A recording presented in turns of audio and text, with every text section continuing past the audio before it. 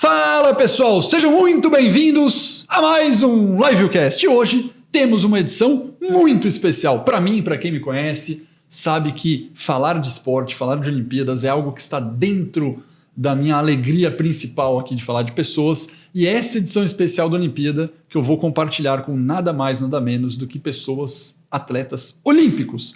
E é isso que a gente quer, bater um papo bem rápido e que vocês curtam e sintam um pouquinho do clima e do que é ser um atleta de elite de alta performance.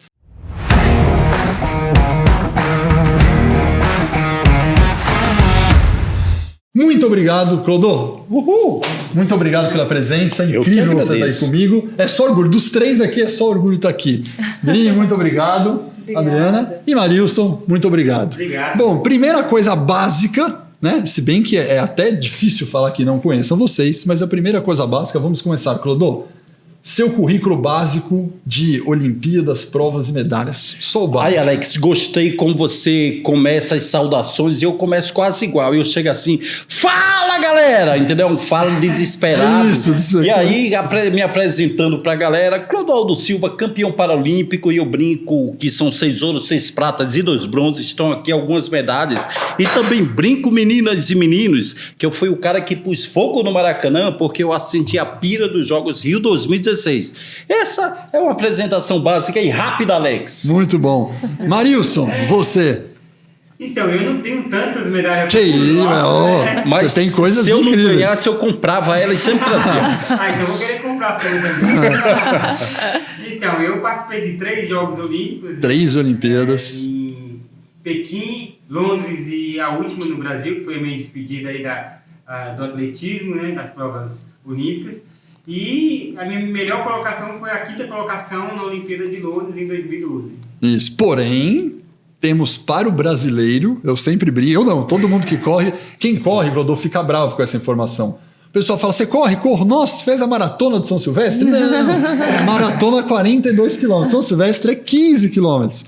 Porém, você tem quantas São Silvestres? Eu ganhei 3 São Silvestres. 3 São Silvestres. Inclusive, eu sou o último brasileiro a vencer em 2010, né? A última brasileira a vencer em 2010. Depois é só africano que leva a São Silvestre. Todo ano brasileiro vem e você ganhou 3 São Silvestres?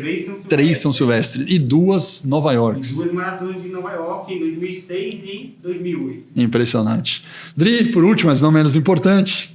Oba, um prazer estar aqui com vocês e, bom, eu sou a Adriana Silva da Maratona, para quem não me conhece, fui para os Jogos Olímpicos Londres 2012 e Rio de Janeiro 2016. 2 Olimpíadas. Sou bicampeã pan-americana, né, e também recordista brasileira na maratona. Bicampeã pan-americana. E São Silvestre foi... 2004 eu fui 3ª colocada. 3ª colocada na São Silvestre. Que também estamos com um gap de muito tempo sem um brasileiro e uma brasileira ganhar, né? Fizemos camps juntos também, né? Muitos camps. Fizemos camps para Londres 2012, Rio 2016. O Marilson, eu conheço ele desde quando... Muito criança, né? A gente participou de campeonatos juvenis, infantis, juntos. Fala idade não, Tri. Melhor não, eu tô me sentindo aqui, Alex, um peixe fora d'água, né? Porque aqui, olha só, tem o Marilson, tem a Adri, tem o Alex também, que tem medalhas, que também é atleta. Cada um com o seu sonho. Não é mais básico. Os 3 do atletismo e eu da natação. Então, a minha pergunta, pessoal, vai para os 3. Quem sabe nadar? Boa pergunta. Olha, eu já respondendo para você, Clodô, eu sei nadar bem mal, e muita gente olha para mim, porque eu sou alto, né? Magrelo. Cara, eu começo a falar de esporte, atletismo, eu sou viciado em alta performance, dou palestra de alta performance, e aí sempre tem alguém numa plateia, quando eu dou uma palestra, 1000 pessoas, tal, chega alguém e fala, nossa, você faz Ironman, né? Eu falo, não, veja, eu pedalo, sim, eu corro, sim, mas eu não nado. Pois viu? O Alex respondeu, e o Marilson, será que sabe nadar? Muito mal. Nada. Gostaria de nadar melhor, viu? Eu adoro natação, mas eu nado muito mal. Eu acho que uma maioria dos corredores, né? É verdade. A musculatura é mais densa, a gente não tem essa dificuldade de fazer essa flutuação na água. Mas eu gostaria de nadar. Mas sobrevive. Chegou para Adri agora a pergunta, ó, sabe nadar, Adri? É exatamente o que você falou. Eu nado para sobreviver. Então eu sei que se eu cair na água, eu não morro afogada. Mas nunca participei de natação. Tenho vontade de fazer um triatlo, mas preciso nadar, né? Preciso aprender de verdade a nadar. Também, mas nadar dá uma preguiça. Tamanho aqui. Bom, vamos a um bate-papo rápido e algumas coisas interessantes. Eu quero que você conte, Clodon, um momento difícil, porque eu quero puxar o tema de resiliência, um momento difícil que você enfrentou na sua vida de atleta.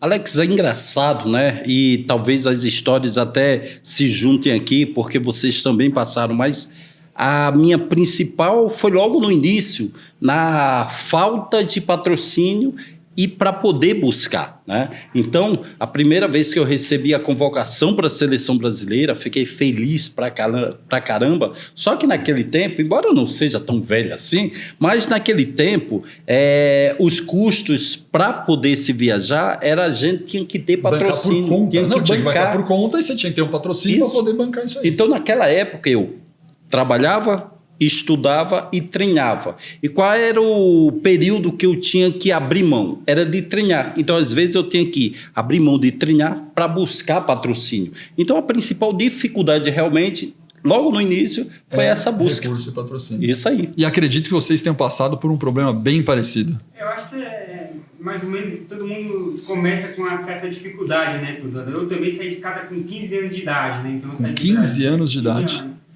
E assim, eu saí de Brasília, vim morar em Santo André, né, numa república, e nunca tinha dormido um dia fora de casa, né? De repente você está com um monte de gente diferente, tendo que aprender a cozinhar, a lavar, e com pouco recurso, que não te possibilita comprar nenhum tênis. Então, essa época do começo foi muito difícil para mim. Eu pensei várias vezes em desistir, assim como tive outros amigos que desistiram também da trajetória. Você tem muitos amigos que corriam no mesmo ritmo que você, digamos assim, que desistiram? Tinha até talvez melhores do que eu, mas que não continuaram devido à dificuldade, né? Eu tô falando isso em 93, né? Agora a gente tem um outro olhar, né, para as corridas, né, para o atletismo, mas até hoje existe essa dificuldade, dependendo do local onde você se encontra, né? Mas naquela época era muito difícil. E a Adri, né, citou aqui que me conhece desde o começo, foi bem dessa época, né? Foi. Dessa época que a gente vivia lá no clube, era uma dificuldade enorme. Então, assim, quando você já tem certos resultados, você já aparece, né? Aí as coisas começam a melhorar. Mas até você trilhar esse caminho, né? Eu acho que essa é a dificuldade de qualquer um que quer ingressar, seja qual for o esporte. Vai. Exatamente. A gente começou em 93, 94, no SESI Tintas Coral de Santo André. Velhos conhecidos, Alex, viu? Sim. Vamos embora daqui, deixa os dois conversando. E fomos para brasileiros, campeonatos brasileiros juntos, assim, tipo 24 horas de estrada, de ônibus para os campeonatos lá no Sul. E eu lembro que naquela época a gente tinha muita dificuldade. Eu lembro meu primeiro salário foi do SESI, R$50, e assim, eu já estava muito feliz porque recebia R$50. E é aquilo, né? Muitas vezes você tinha que treinar e correr atrás do patrocínio e se virar para comprar um tênis, e também garantir uma cesta básica dentro de casa. Então, as corridas de rua que acabavam nos ajudando muito, porque a gente tinha bastante corrida de rua que dava premiação, dinheiro, que eram poucas, mas que a gente ia lá, ganhava aquele dinheirinho e já era um meio de sobrevivência. Então, às vezes a nossa motivação de treinar era buscar as premiações nas corridas de rua. E você tem uma história, na verdade, que eu vi que você, já nova, percebeu no atletismo e na corrida uma chance de melhorar a relação familiar, de renda familiar. Foi isso, né? Com 12 anos você começou, acabou tendo que fazer isso e depositou no próprio atletismo a sua ascensão social com a sua família. Exato, que foi logo na segunda corrida que eu participei, eu ganhei uma premiação de R$50 e eu levei a minha mãe para o supermercado para a gente fazer a primeira compra de mês, porque minha mãe separou do meu pai, eu tinha 3 anos, e ela cuidou de 4 filhos sozinha. Então, quando eu cheguei aos 12 anos de idade, ganhei uma corrida de R$50, parecia até que para algumas pessoas não seria muito dinheiro, mas para mim era muito dinheiro. Eu cheguei lá, pela primeira vez a gente estava levando compra para casa e no outro dia não ia faltar o que comer. Então foi ali que realmente eu entendi que o atletismo ia virar uma profissão e uma maneira de eu dar uma vida melhor para minha família, né? Então, E aí, foi aí. você comprou uma casa para sua mãe, né? Para sua família. Com Foi que exato. dinheiro? Com o dinheiro da São Silvestre. Com o dinheiro da São Silvestre. Foi essas maravilha. corridas de rua que a gente sempre ia lá, ganhava um dinheirinho, guardava um pouquinho. Quando chegou na São Silvestre, é engraçado que eu chego em terceira colocada e eu tô comemorando como se eu tivesse sido a primeira colocada, porque eu já sabia que eu ia conseguir comprar uma casa para minha mãe, né? As pessoas falam, nossa, parecia até que você tava ganhando a São Silvestre. você Mas eu ganhou tava muita ganhando coisa, sim. muita, né? Muita coisa. Tava sendo bem significativo para mim um De terceiro onde lugar na São saiu, Silvestre. de onde chegou. Né? E pegando esse gancho da Adri falando do primeiro salário, R$50, né? Eu me lembro também do meu primeiro salário na natação em 1998, ali foram R$138. A galera que está nos vendo, pesquisa aí, salário mínimo de 98, R$138. E na época, como eu falei, eu trabalhava, estudava e treinava. E recebi esse primeiro salário, só que eu não falei para ninguém, principalmente para minha mãe, que eu tinha recebido esse dinheiro da natação, mas eu guardei ele. Eu tinha uma caixa de tênis e como eu calço 44, a caixa de tênis é gigantesca, que eu guardava fita cassete, né? Para vocês verem como a gente é velho, fita cassete. Hoje Tem gente que nem sabe. Tem gente que nem sabe. são aplicativos. Procurem aí, galera, o que é fita cassete. E aí eu coloquei embaixo das fitas cassetes, né, na caixa de tênis, os R$138. Por quê? Porque eu sabia que quando minha mãe precisasse, minha família precisasse, eu ia lá pegar a vidaria para ela. Só que aí um certo dia eu fui treinar e quando eu chego em casa, a minha mãe me olhava com um olhar tão bravo, Marilson, tão bravo. Aí eu já pensei, caraca, qual foi a M que eu fiz? Por quê? Aí ela chegou, meu filho, estava arrumando as suas coisas, a caixa de fitas sua caiu e caiu esse dinheiro. O que você está fazendo? Você está fazendo algo de errado? Você está se drogando? Você tá... Aí eu expliquei, né? Mas pegando esse gancho, é uma parte engraçada aí do meu primeiro salário que minha mãe achou que eu estava fazendo algo errado, Alex. Na verdade, mal sabia ela que aí está o futuro. Sabia ela que aí está o futuro.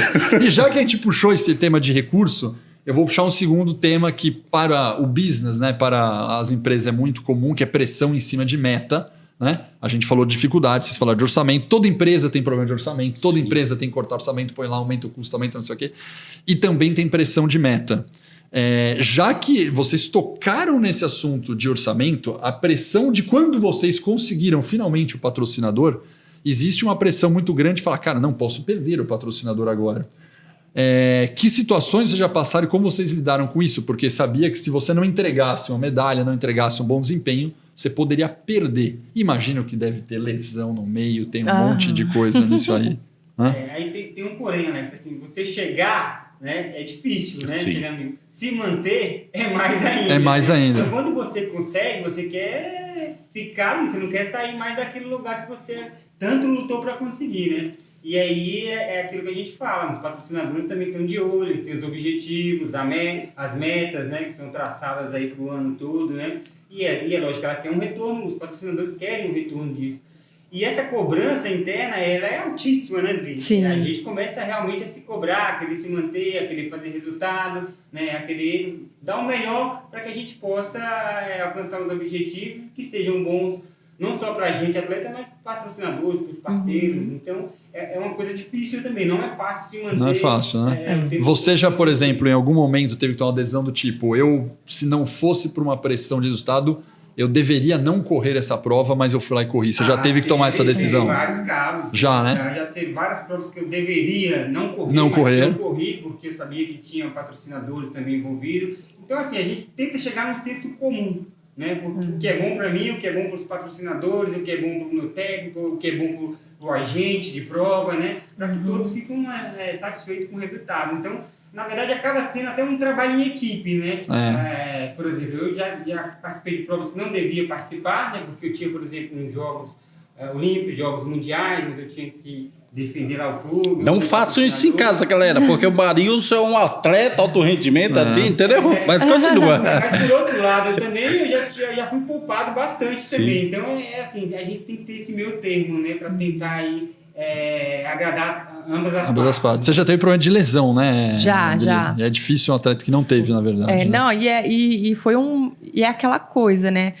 Quando você depende do seu, né, do seu corpo para poder trabalhar, e foi exatamente na corrida de São Silvestre que eu me lesionei e eu não queria parar. Eu falei, não, eu tô no melhor ano da minha vida, agora que eu tô ganhando dinheiro, tô conseguindo dar uma vida melhor pra minha família, eu não queria parar. Fui insistindo, até que no meio do ano eu tive que fazer a cirurgia, não teve jeito. E aí, nesse desespero de não querer parar, para não perder o patrocínio e conseguir continuar tendo premiação, enfim, eu acabei tendo que fazer a cirurgia, fiquei 2 anos parada e por conta disso... 2 anos? Sim, e por conta disso, eu perdi os patrocínios, porque é que nem o Marius falou, né? O patrocínio, quando ele vai patrocinar um atleta, ele já espera um retorno, lógico, até né, pro próprio objetivo deles também. Isso. E aí, eu perdi todos os patrocínios que eu tinha, foi onde eu até entrei. Nesse momento, você pensou, vou desistir de tudo, vou largar? Eu não tinha vontade de desistir, mas eu não conseguia ver como eu conseguiria continuar. Então, qual foi o meu pensamento? A minha carreira acabou, não tenho mais o que fazer. Foi quando eu entrei em depressão, porque eu achei que eu não voltasse mais a correr e se eu não era atleta, como é que eu ia ganhar o sustento? Porque exatamente... Era aquilo que você sabia fazer. Exato. E tem um outro fator, que nós, na profissão de atletas, a gente não tem a garantia de uma aposentadoria, Sim, de um isso. seguro-desemprego, de um férias. Então, a gente não tem... A nossa profissão não é registrada. Sim. Então, o que a gente depende o tempo todo de fazer o resultado para se manter no patrocínio, com o clube. Por isso, então... Quando o Marius fala que muitas vezes ele teve que entrar em provas que não poderia nem ter entrado, mas pensando também nessas questões, né? O quanto que você tem que se manter ali para manter o patrocínio. E é o que eu falo, tem gente na empresa que fala, minha meta tá puxada, tô Sim. tendo pressão. Mal sabe a pressão que o atleta sofre, que é quase uma pressão, né, de desempenhar, e mais uma pressão da estrutura de vida, né, da própria pessoa. E como que o que fez você virar e voltar e sair dessa depressão? E aí eu nesse momento eu encontrei o meu treinador, que é o Cláudio Castilho, porque ele ficou sabendo que eu tinha, né, abandonado a carreira por conta da lesão, que eu estava mal, com depressão, e ele me convidou para conversar um dia e para falar, olha, eu quero te ajudar, não sou seu treinador, mas se você quiser, me ajuda. E ele conversou com o Pinheiros, para que o Pinheiros pudesse oferecer toda a estrutura. Para quem conhece o Pinheiros, é uma mega estrutura de clube. Eu falo que é uma mini cidade lá dentro, tem de tudo, toda a estrutura. Você foi atleta do Pinheiros? Isso, um dos melhores da América Você foi do Latina. GPA, que eu lembro, né? Fui na época da B3, hein? B3, verdade. São Caetano. São Caetano. Eu fui atleta do Pinheiros, eu joguei handball, Aí, ó. fui campeão Então você paulista conhece e brasileiro. Era bom atleta, Alex? Campeão paulista e brasileiro pelo Pinheiros Tem de handball. história, hein? Ele tem história Tem para história, contar, tem hein? história. Mas indo até para outro caminho, né? Os meninos e as meninas, viram que eu chamei meninos e meninos são novinhos, né? Indo até para que realmente tem essa vertente, né? Tem a cobrança, tem a responsabilidade, a gente sabe que tem que dar o resultado, mas logo no meu início, para o esporte paralímpico, existe o esporte amador, o esporte convencional e o paralímpico tem as mesmas dificuldades. E naquela época, quando eu treinava, estudava e trabalhava, eu ia buscar patrocínio, né? E aí eu deixava de treinar para ir nas empresas. Então, apesar de eu ser um cara bem-humorado, engraçado, eu sempre fui um cara muito metódico. Ia lá na minha maquinazinha de datilografia, duvido que a galera de hoje saiba a máquina de datilografia, ia lá, digitava lá meu currículo, né? Quantos campeonatos, quantas medalhas, o campeonato que eu ia participar. Chegava nas empresas, né? Muitas vezes eu confirmava se a reunião estava confirmada. Perfeito. Né? E aí chegava na empresa, muitas vezes a secretária falava que tinha acontecido algum imprevisto, não iam poder me receber. muitas vezes eu sabia que a pessoa estava lá e que apenas não queria receber. Depois, alguns que me recebiam, eu apresentava o projeto, vou participar de um campeonato na Nova Zelândia, vou participar de 3 provas, tenho chances de ganhar essas medalhas, vai ter essa visibilidade aqui para vocês, se vocês me patrocinarem. E depois de todo esse contexto, muitas vezes a pessoa chegava e falava, não, pode deixar, eu vou te ajudar. Só que, tenho certeza que vocês passaram por isso também, só que a gente não quer uma ajuda. A gente quer um patrocínio, porque ali a gente está representando a marca, sabe o resultado que pode dar. Mesmo assim, eu aceitava, né? Pô, obrigado, valeu. E eu falava, pô, quando eu voltar cheio de medalhas, vocês viram que eu era confiante pra caramba, né? Quando eu voltar cheio de medalhas, eu vou usar a camisa de vocês. E muitos chegavam também, não, precisa não, campeão, vou te ajudar, porque a gente gosta de fazer isso. E o que eu tirava de lição e o que eu imaginava? Caramba, a pessoa quer ajudar, mas não quer associar a sua imagem a uma pessoa com deficiência, porque talvez ache que é depreciativo para a sua marca. Só que hoje, com o crescimento do esporte paralímpico, estou aqui batendo esse papo com vocês. Já durante minha carreira, tive vários patrocinadores que eles que me procuraram para associar a sua marca com o campeão e com a pessoa com deficiência. E o que eu quero falar com tudo isso é que, graças a Deus, hoje, o pensamento do mercado corporativo está mudando e hoje eles que procuram o esporte paralímpico, procuram o Clodoaldo Silva para associar sua marca não a um coitadinho, não a um deficiente, mas a um campeão. É isso. E hoje tem um tema, para quem é do business, que está muito famoso, chama ESG, né? ESG é uma sigla hoje de sustentabilidade, que o E é de meio ambiente, de environment, o S é de social, aqui entra toda a parte de diversidade, o G é de governança, e as empresas estão, né? As empresas porque do mundo tem toda a questão da ODS, tem a questão todo o crédito de carbono, então está com uma política de sustentabilidade ESG muito forte.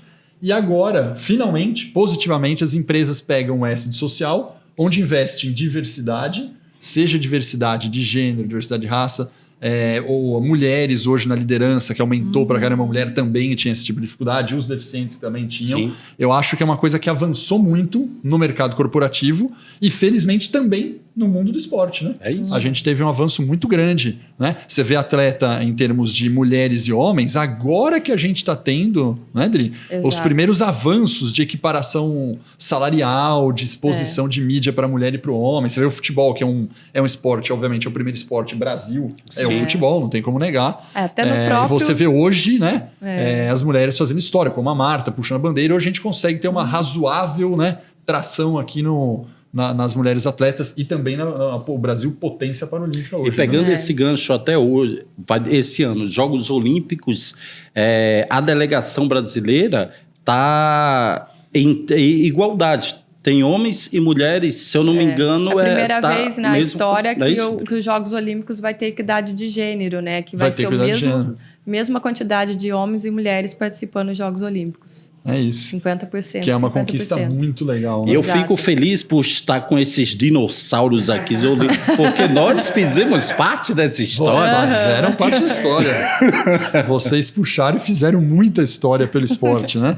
Acho que às vezes vocês nem têm... noção, eu diria, né? Acho que vocês não têm a representatividade, talvez, do que vocês fizeram, né? Vocês têm um legado que vocês arrastam muito grande. Né? Isso é bom. Muito grande, muito grande. Vocês nem sabem, talvez, no dia a dia, Mas é bom saber o tamanho. que o mundo está mudando para melhor, né? É isso. Graças A gente. Graças a todos vocês, na verdade, né? Não, Graças a todos vocês. Pegando esse gancho, é legal, né? Porque hoje eu realizo palestras motivacionais por todo o Brasil. Palestra ruim pra caramba, entendeu? Só falo gracinha o tempo todo. Você não é motivacional, de entretenimento. Não, e o mais legal, né, que o pessoal, quando me contrata uma palestra motivacional, falando da superação, e quando acaba, aí o pessoal, poderia fazer stand-up. Tô falando de entretenimento. E aí, viajando pelo Brasil, eu tenho esse reconhecimento de pessoas com deficiência que conhecem o Clodoaldo, mas também o que me dá uma alegria é que pessoas sem deficiência me abordam, caramba, campeão, te assistia, torcia para você. E até um tempo atrás, né, pessoas com deficiência eram olhadas apenas pela sua deficiência. E hoje não, hoje pelas suas conquistas. É muito Que bom. ótimo Muito isso. bom. Agora, vamos falar o seguinte, vamos pensar nos sonhos, né? A gente realiza muito meta, propósito. Como que vocês trabalharam o sonho de vocês, se vocês acreditavam, imaginavam que vocês iam chegar aonde vocês chegaram? Pode começar, Marius. Bom, eu, a princípio, não acreditava muito não, vamos falar a verdade. Não acreditavam. Eu usava o esporte, né, o atletismo, no caso, porque, na verdade, eu queria ter uma profissão. Né? Então, eu sabia, por exemplo, que meus pais não iam ter condições de pagar uma universidade, né, uma faculdade para que eu pudesse. Então, eu usava o atletismo como uma ferramenta para chegar a cursar, né, fazer um curso superior. E isso eu tive acesso no clube, né, quando eu vim para São Paulo. Então, eu tive acesso à faculdade, eu fui bolsista, né? E até, né, tirar aos 18, 20 anos, eu não acreditava muito, não. Eu estava ali, ó, depois que eu vou terminar minha faculdade, eu vou voltar para casa, já estou satisfeito, já está muito demais. Não quero mais nada com isso, com corrida, né? Mas aí os resultados começaram a aparecer, né? E aí é importante citar que a questão de você ter uma liderança também, né? Sim. Porque o meu técnico, ele não só foi técnico para mim, né? O Adalto Domingues, ele foi um líder também, porque foi ele que foi, de certa forma, trilhando o meu caminho, foi plantando aquela sementinha ali na cabeça, ó, você pode mais que isso, você pode chegar. Isso foi fundamental para que eu desse continuidade à minha carreira e que eu chegasse onde eu cheguei, né? Então, assim, foi pouco a pouco, ano a ano, resultado a resultado, né? Até que despertou mesmo aquele time, ó, não. Opa, vai. Agora, essa profissão aqui, né, eu me formei em educação física, vai ficar para segundo plano. Agora vai ser no esporte mesmo, vou investir tudo aqui, né? E foi quando realmente começou a aparecer os resultados, os meus melhores resultados.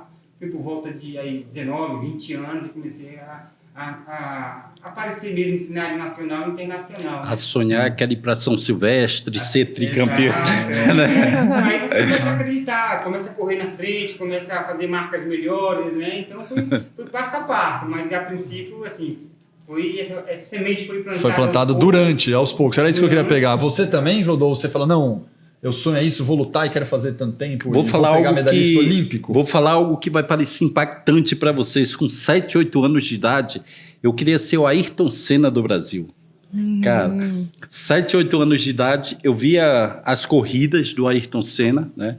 Os treinamentos, quando ele fazia pole position, via as provas, e geralmente ele ganhava, principalmente na chuva, e aí toda vez, sempre aparecia uma bandeirinha do Brasil, ele dava uma volta no autódromo com aquela bandeira, mostrando que era brasileiro, ia para o pódio, e aí nós víamos toda a emoção, as lágrimas dele caindo, e eu ali naquela idade, olhando aquelas imagens, eu falava, quero ser o Ayrton Senna do Brasil, quero viajar para os países que ele viajou, quero representar, quero ouvir o hino nacional brasileiro. Mas Deus é tão bom, meninos e meninas, que Deus não me deixou ser o Ayrton Senna das pistas, porque eu dirijo mal pra caramba. Mas você dirige, curiosidade? Eu dirijo. Normal, Mas ele me deixou ser o Ayrton Senna das piscinas. Isso. Né? Então, ouvindo o hino nacional brasileiro, mas naquela idade, né, e o meu grande ídolo justamente é o Ayrton Senna, porque foi ele que me despertou aquele pensamento, e eu ficava em frente ao espelho, né, fazendo... Eu fazia pergunta e eu respondia. Eu era igual o Faustão, o louco meu. Né, então pensava em ser famoso, mas sempre foi um dia após o outro. Era treinando. Você imaginava chegar onde você chegou? Não imaginava. Não imaginava também. Eu imaginava fazer sempre o meu melhor e ver o que dava. Então, hoje, 6 ouros, 6 pratas e 2 bronzes em 5 Paralimpíadas. Hoje eu sou o maior medalhista do Brasil em uma única Paralimpíada. O maior medalhista do Brasil é o Daniel Dias em vários. Em uma única edição sou eu, né? E eu acho que a maior emoção que até hoje eu vejo pela TV e eu falo, cara, não fui eu que fiz, foi acender a pira dos Jogos Paralímpicos do Rio 2016. Então, nem nos meus melhores sonhos, aquele cara de Natal no Rio Grande do Norte, que nasceu num bairro chamado Mãe Luísa, que é muito mais conhecido pela criminalidade e violência, porque é comunidade de lá. Então, nem nos meus melhores sonhos eu imaginava tudo isso. O que eu imaginava era fazer o meu melhor todos os dias para ver onde chegava. E chegou aqui. É isso aí, você, Edri. Não, eu também, assim como o Marilson, eu acho que o que foi fundamental na minha vida foi ter o Cláudio no meu caminho. Foi bem na hora que ele me achou naquele momento difícil. Eu quero conhecer o Cláudio. Pode ser o Dalton também. Vamos marcar um café com ele. Vamos marcar, vai ter muito papo pra gente, né? E ele acabou tendo um papel de pai na minha vida, né? Meu pai, eu não tive o papel do meu pai durante toda a minha infância. E bem naquele momento difícil que o Cláudio apareceu na minha vida, que me tirou ali da lesão, da depressão, me fez acreditar chegar nos Jogos Olímpicos, ele me fez... acabei transformando, não uma das melhores atletas do Brasil, mas também como pessoa. Ele me ajudou muito na minha transformação como pessoa. Então, hoje a gente tem uma relação de muito respeito de pai e filha. A mãe dele me trata como filha, então eu sou membro da família. E ele é essa pessoa que, quando eu falava, não vai dar certo, ele, não, vai que eu sei que vai dar. E toda vez que eu ganhava uma prova, uma maratona, que eu ganhava uma medalha, eu vinha chorando para ele, eu não acredito. Eu acredito, eu sabia que você conseguia. Então, sempre quando eu entrava para um treino que era muito difícil, ou uma prova que era muito difícil, eu falava, olha, eu não acredito não, mas se o Cláudio está falando para eu fazer, eu vou e faço. Eu vou entregar. E aí, quando eu entregava mesmo e ganhava a medalha, é mesmo, né? Viu? Eu sabia que você podia. Então, foi fundamental. A história é igual. Eu, num outro nível, obviamente, né? A minha história com corrida, como eu comentei, eu fui atleta de handball, fui campeão brasileiro pelo Pinheiros, campeão paulista. Pra caramba, porque só tem medalha de aí eu voltei, aí eu voltei a correr. Hoje eu tenho 45 anos, né? E eu consegui o meu sonho, né, que era correr uma maratona abaixo de 3 horas, que pro amador é muito bom. Pro amador é muito bom. Para poucos, no amador. Só que esse sonho, ele veio depois, assim como o de vocês, veio depois. E o curioso quando é que eu ia imaginar que com 45 anos eu ia conseguir? O normal seria eu conseguir com 20, 25, com 30.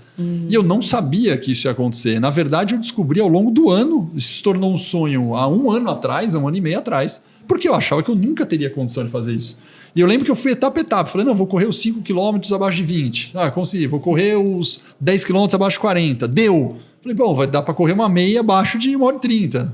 Aí deu também. Falei, bom, mas então deve dar para eu conseguir correr a maratona. E era uma coisa que eu não acreditava, né? E eu descobri isso no meio, assim. E de repente você começa a brotar pelo treinador, né? O treinador vai ajudando, vai te colocando aquilo e você fala, nossa...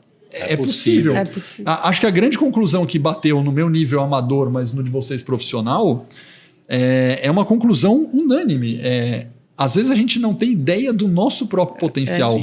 E a gente precisa de alguma coisa com meta, com líder, com a meta, com organização, com disciplina, para a gente conseguir atingir a nossa alta performance. E a gente não tem noção, muitas vezes, do quanto que a gente é capaz e nem a gente sabe. E eu acho que isso vale para qualquer ser humano. E vale para o atleta amador, vale para o atleta profissional, vale para a pessoa da empresa, vale para a pessoa em qualquer área. É um aprendizado que eu acho que a gente tira do esporte, que é para qualquer área. Qualquer área, né, Alex? E o legal do relato aqui do Marilson, da Adri, é que fomos de esporte de alto rendimento, super bem sucedidos, fizemos histórias, somos exemplos, temos as cobranças e as responsabilidades, mas sempre tem pessoas que primeiro vê o ser humano.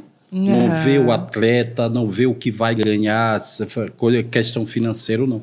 Vê o ser humano e você vê que naturalmente as coisas vão se encaminhando para onde tem que se encaminhar. Isso vale para todos os locais, para o esportivo, para o mundo corporativo. E além de eu ter o meu treinador, né, o meu primeiro treinador, José Rosélio Vilar, também tem o Carlos Paixão. Se nós tivéssemos tempo, eu ia falar do Carlos Paixão. Pelo sobrenome me deu um problema gigantesco. Paixão, entendeu?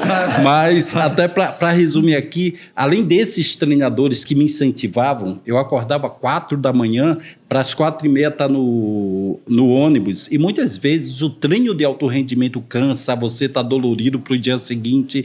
4h30 está chovendo, está frio. E aí eu entrava no ônibus, eu ficava, cara, o que eu estou fazendo aqui? Poxa, eu poderia estar na cama, poderia estar dormindo. E, cara, pessoas desconhecidas que eu nem conhecia, estavam naquele mesmo horário, pegando o ônibus, vai lá, campeão, vai dar tudo certo. E essas pessoas do dia a dia que nos incentivam. Que nos incentivam. É isso. Pessoal, para fechar, vamos mostrar as nossas medalhas aqui.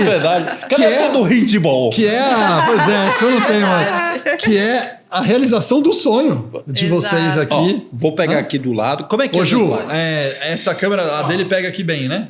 Pode mostrar para ali. Senão não vai dar tempo.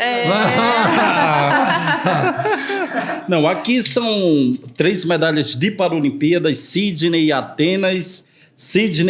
Tá vendo?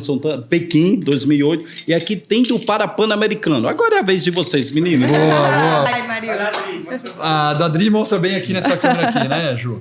Vai bem aqui, ó. Pode mostrar para aquela ali, ó. Essa medalha é dos Jogos Pan-Americanos de Guadalajara 2011. E foi em qual prova? Maratona. Foi na Maratona 42. Isso. Deve ser maravilhoso fazer na altitude, sem fôlego. Né? E foi mesmo, na altitude. Boa, a sua, Marilson.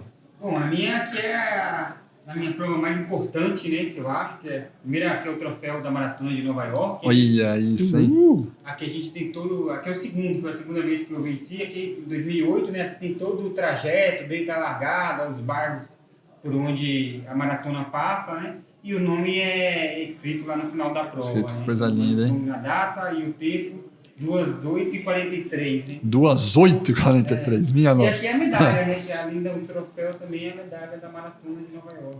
A Maratona de Nova York. Muito bom.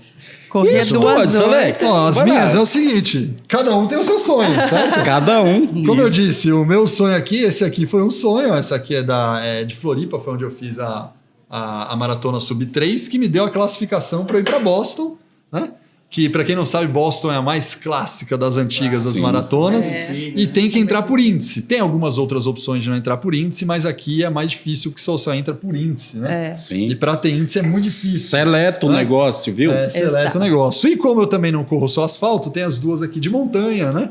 Então eu corro montanha também, na verdade até mais montanha. Essa é uma prova muito legal que eu fiz em 2014, chama Cruze, 100 km, é uma ultramaratona de 100 km. E essa aqui, por exemplo, é uma Indomit de 35 km. Estávamos comentando, né? Correr de 35, você fala, puxa, correu 42 ali, né? Essa aqui, 5 horas e meia de prova. Essa aqui, 12 horas de prova. 12 horas de prova. Então é um negocinho ultra mesmo. Que dá trabalho, né? Não, fiquei muito feliz de bater esse papo com vocês, porque você faz a maratona, faz a montanha, você também, né? Marilson também, né? Fazem tudo, mas não sabem nadar. Então, mas eu não faço o que vocês fazem. É isso aí. Rodô, muito obrigado. Bom demais tê-los aqui. Muito obrigado, Prazer. Marilson. Obrigado. E é isso, pessoal. Acho que a gente pega coisas importantes num bate-papo muito rápido. A gente aprende a importância do recurso, lutar pelos sonhos. Você nunca sabe onde você pode chegar. Dificuldade todo mundo vai ter, mas com liderança, método, persistência e disciplina, a gente consegue cada vez mais ser muito melhor e performar. É essa lição que o esporte traz para os negócios. Um abraço e até o próximo Livecast.